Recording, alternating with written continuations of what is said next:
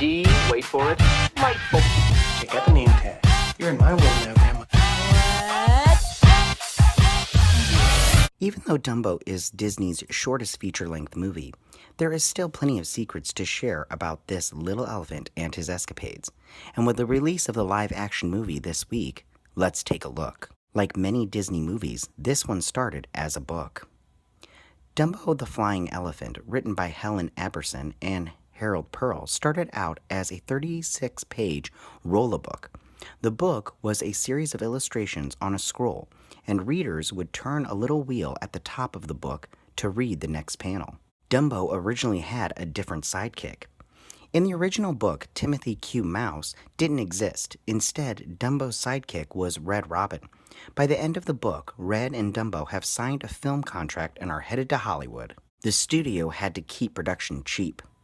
Due to the war efforts, the studio had instructions to keep this movie as inexpensive as possible. As a result, backgrounds are noticeably less detailed than in other Disney movies, and the characters are much simpler. By the end of the production, Dumbo had cost just $814,000. Dumbo almost landed the cover of Time. Time magazine had plans to honor Dumbo as Mammal of the Year, but then Pearl Harbor happened, and they opted for a more serious cover, though they still called the animated elephant Mammal of the Year in an inside feature. An animator's strike was parodied in the movie. There was an extremely heated animator's strike during production. It's said that Disney mocked its striker by putting a scene in there. A group of clowns decide to hit the big boss for a raise. See for yourself. The movie is only 64 minutes long. At just over an hour, it's the shortest feature-length Disney movie. Walt was advised to extend the storyline, but he resisted, saying, "You can stretch a story just so far, and after that, it won't hold together." Harry Truman refused to try the Dumbo ride at Disneyland. When Harry S. Truman visited Disneyland in 1957, he refused to ride the popular attraction based on the Dumbo movie. It wasn't a fear of heights that stopped him, though Truman, a Democrat, didn't want to be seen riding a symbol of the Republican Party. Dumbo was Walt Disney's personal favorite movie. When the movie later aired on the Disneyland TV show, Disney admitted to the audience that Dumbo held a special place in his heart. From the very start, Dumbo was a happy picture, he said. We weren't restricted by any set storyline, so we could give our imaginations full play. In other words, if a good idea came to us, we'd put it in the story. It was really a happy picture from beginning to end. Dumbo 2 almost happened. Dumbo also happens to be John Lasseter's favorite movie of all time, which very well may be why he quashed its proposed sequel when he was named Chief Creative Officer of Walt Disney and Pixar Animation Studios in 2006. The premise? Dumbo and his circus buddies have to figure their way out of the big city after the circus train accidentally leaves them there. Cells from Dumbo are extremely valuable. Not knowing that original animation cells would someday be worth a lot of money, artists weren't too careful with preserving their art. In fact, it was just the opposite. While animators were working on movies like Fantasia and Dumbo, they'd take the finished slippery cells and use them to skate down the hallways.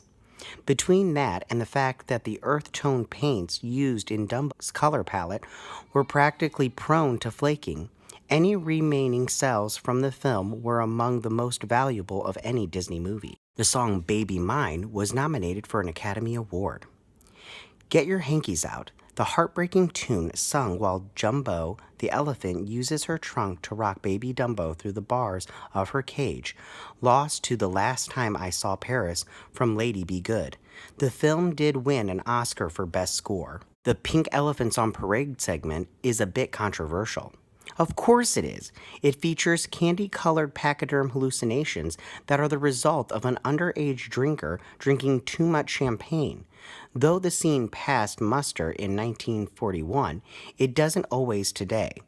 When Dumbo is reformatted for publication, the pink elephant scene is often replaced with Dumbo dreaming of flying. Dumbo has an octopus named after him. Thanks to the ear-like fins that protrude from the sides of their heads, these Grimprotoothless octopods have been dubbed the Dumbo octopus. The fins help them swim, of course, not fly. Dumbo did speak eventually. Dumbo didn't utter a single word during the 1941 movie, but by the 1980s, the little elephant had grown up and found his voice. When the live-action show Dumbo Circus debuted on the Disney Channel more than 40 years after the original movie, Dumbo was suddenly pretty chatty. A tune called Sing a Song of Cheese was cut from the film. Timothy Q. Mouse was once slated to sing an ode to his favorite dairy product. It was axed from the final film, presumably because it didn't actually have anything to do with the plot of the movie. Hey nerds, if you like this video, go ahead and click that Geek What icon and subscribe. If you want to see more videos like this, join me every Tuesday where you can check out the list.